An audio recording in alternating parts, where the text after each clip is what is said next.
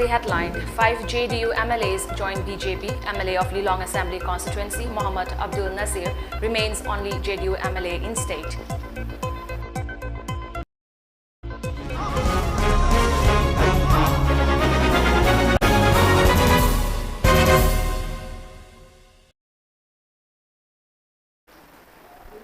Hello and a very good afternoon. You're watching the MAMI TV English News Bulletin. I'm ALBINA RIAMEI. A total of 5 of 6 MLAs of Janata Dal United in Manipur joined the ruling BJP. The 5 MLAs who joined BJP are MLA of Thangmaiban AC, KH Joy Kisan, MLA of Tipaimuk AC, Ngursanglur Sanate, MLA of Jiribam AC, Achap Udin, MLA of Wangkai AC, TH Arun Kumar, and MLA of Churachandpur AC, LM Kaute. The statement signed by the Speaker of Manipur Assembly Secretary K. Meghajit expressed pleasure to accept the merger of 5 JDU MLAs with the BJP. The MLAs marched to BJP under the 10th schedule of Indian Constitution. Since the number of MLAs who switched sides was greater than 2/3 of the total, their switch will be considered valid, it said. Notably, the JDU had won 6 of the 38 constituencies it had contested in the assembly elections held in March this year. Kaute and Arun Kumar had previously sought to contest the assembly polls on BJP tickets but joined the JDU after being denied candidature by the Saffron Party. Now JDU's Mohammad Abdul Nazir remains the only MLA from the party in Manipur who won the Lilong seat. The move comes weeks after JDU broke its alliance with the BJP in Bihar for the second time in 9 years. Meanwhile, soon after the valid merger of Manipur JDU MLAs with the BJP, MP Sushil Modi took a jibe at the Bihar Chief Minister, saying states like Manipur and Arunachal have become JDU MUK. The Speaker of the Manipur Legislative Assembly has approved the merger of Janata Dal United legislators and the BJP. This is the second blow for Nitish Kumar's Janata Dal United in the last 9 days. On August 25, the lone JDU MLA Teki Kaso in Arunachal Pradesh joined the BJP in the presence of Party National President JP Nadda.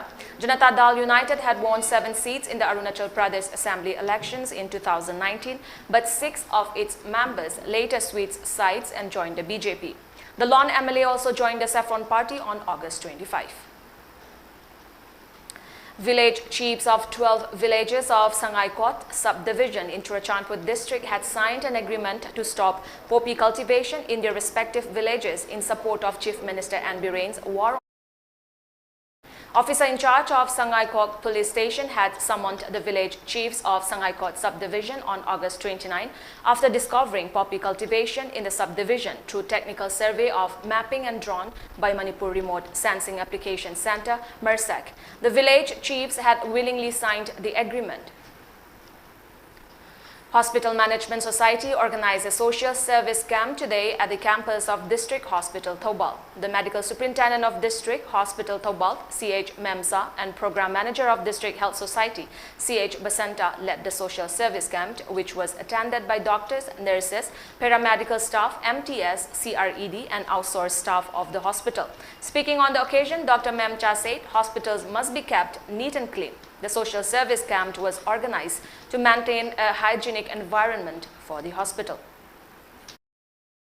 Hospital haibase khoi infection laitana ba habadi khoi patient sing laga so infection tawgidana ba lege khoi lairiba khoi work toriba khoi su haiba infection si laitana ba gida makta lu nan ba habase hospital amagi chapchaba khoi ge laigada ba pandemic aduna ase khoina organize tawraga khoi ge staff singa punna social service sama ase langja basi am successfully khoi work tujare.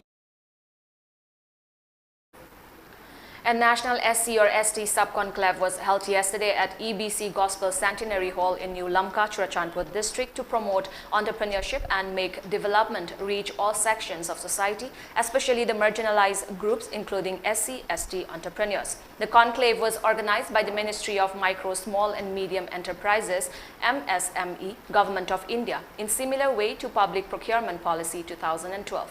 Speaking as the chief guest on the occasion, Union Minister of State for MSME, Bhanu Pratap Singh Verma, highlighted the NSSH schemes and other schemes of the ministry.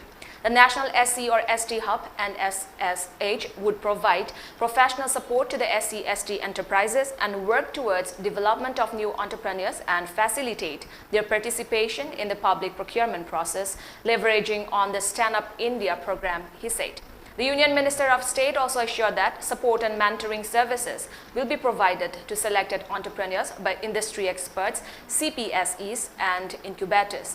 Attending the same event, Minister of Textiles, Commerce and Industry and Cooperation, Nemcha Kipgan, expressed confidence that the conclave would help in improving the lives of many people belonging to SC/ST communities and will play an integral role in the development of the state and the country's economy. Awards were given to the top 3 entrepreneurs and stores were set up to showcase numerous products of different entrepreneurs of the state. Deputy Commissioner of Churachandpur, Sarat Chandra Aroju, Superintendent of Police of Churachandpur, Shivananda Survey, and top-ranking officials of the government department attended the conclave. Now we have a short commercial break. Stay tuned for more updates.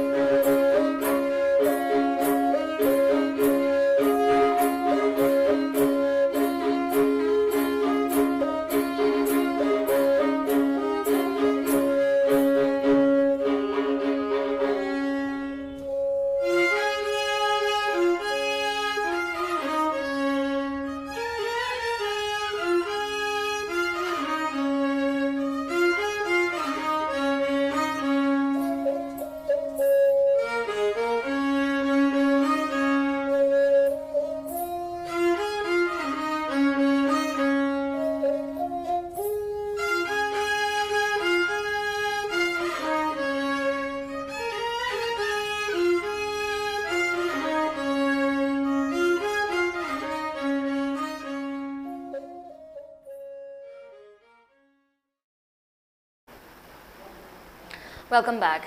In a significant development, India has surpassed the United Kingdom to become the 5th largest economy globally as per a report. The country had outpaced England during the preceding 3 months of 2021 and was concluded as the 5th largest economy. The update has pushed the UK to the 6th position as it had been ranked during the 2019 financial year as per the report. As per the report, the size of the economy of the country in nominal cash terms in the quarter through March was USD 854.7 million. While the UK stood at USD 816 million, reports suggest that the mark was on an adjusted basis and on the basis of using the dollar exchange rate on the rate during the last day of the relevant quarter. The update came 2 days after the government shared the GDP data for the first quarter. As per reports, the Indian economy is growing at 13.5% year-on-year. While this number was less than what the RBI had estimated, the rate is set to be the highest amongst developing countries. India reports 7,219 new COVID-19 cases with 25 deaths in the last 24 hours. With this, India's total tally of COVID-19 cases rose to 4.44 crore, while the active cases declined to 56,745 according to the data updated by Union Health Ministry.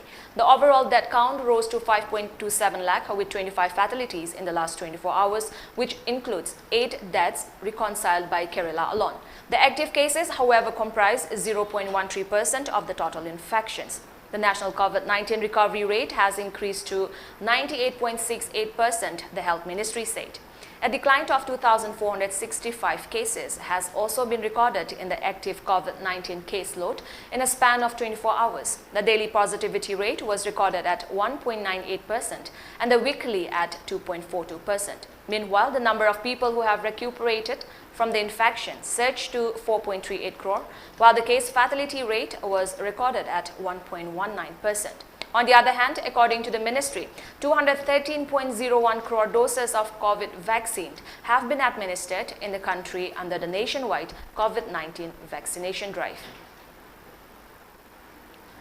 Ukraine's military said it had carried out strikes against Russian positions in the region around the southern town of Enerhodar near a nuclear power plant where UN experts are working.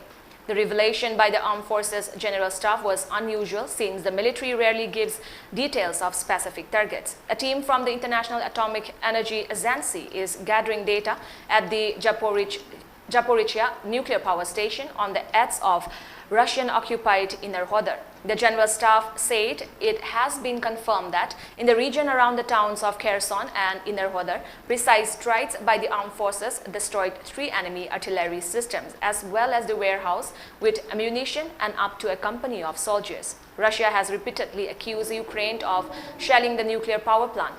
Kyiv rejects the charge, saying pro-Moscow forces are responsible for attacking the facility. Before we end the bulletin, let's look at the top news headline once again.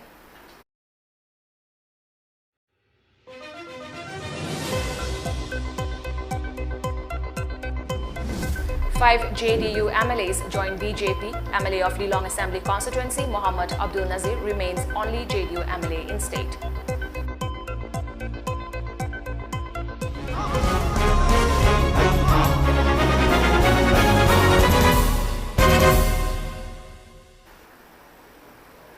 With that, it's a wrap for this afternoon news bulletin. Thank you for joining us. Have a great day ahead.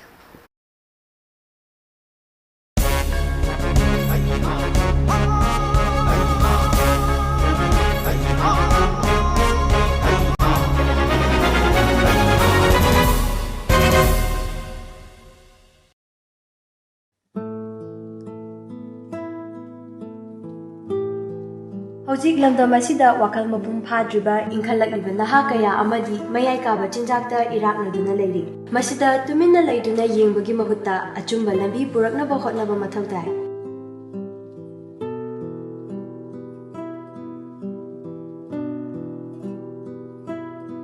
Hariba center asida mental health disorder amadi drug addiction gi treatment tawjari Adom-adom gi ichainaw singsu mathau tarabadi lingsinbirau adom gidamakta leizare Yaipokpa Rehabilitation and Child Care Center Kwakaitel Akhamnika Class 10-12 loiraba mahiroi singna Manipurda leina kari tamlaga afaba thabak fangba yabagi haibasi achoba wahang amani Certified Healthcare Professional ama oiba yabagi khudongchaba leire SN Institute of Paramedical Sciences and Skill Development da BSc amadi diploma gi course enroll tobiu Manipur University amadi Paramedical Council of India da affiliated tawraba institute amani matik chaba student da job placement gi khudongchaba amadi industry connections pizari BSc in Medical Laboratory Technology BSc in Radio Imaging Technology, Diploma in Medical Laboratory Technology, Diploma in Radio Imaging Technology, Diploma in Ophthalmic Technology, Diploma in Physiotherapy, Akupumarol Gidamak Nasima